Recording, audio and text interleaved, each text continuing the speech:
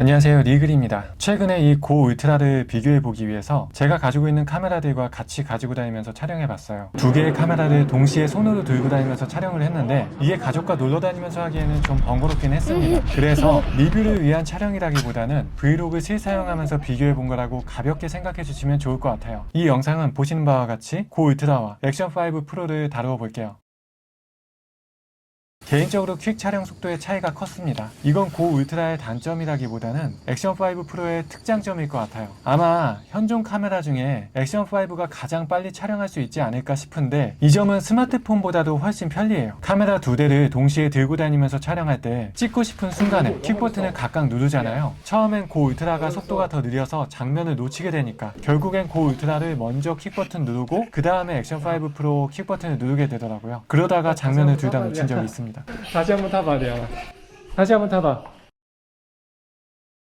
둘 다 액션캠인 만큼 스테빌라이저 기능은 둘 다 훌륭합니다. 조심해. 넘어지지 않게. 조심해. 배터리가 되게 바쁘다. 그러자.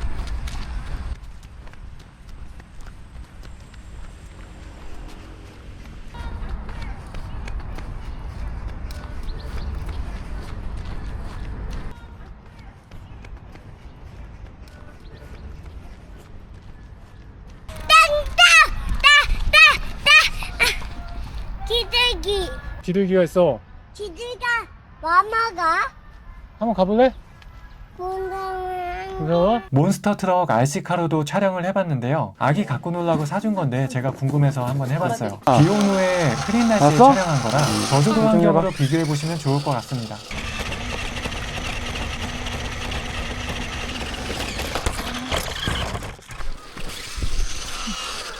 이거는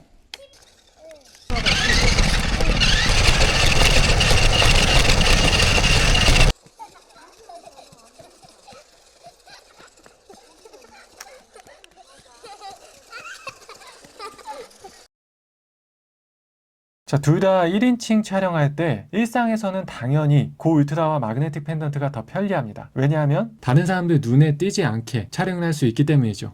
엄마 아빠. 미안해, 미안해.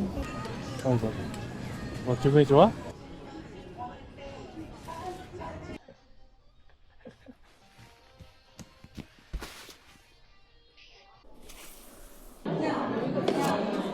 하지만 이 액션5 프로도 넥마운트 액세서리만 잘 갖추고 있으면 고 울트라보다는 눈에 띄지만 그래도 간편하게 1인칭 촬영이 가능해요.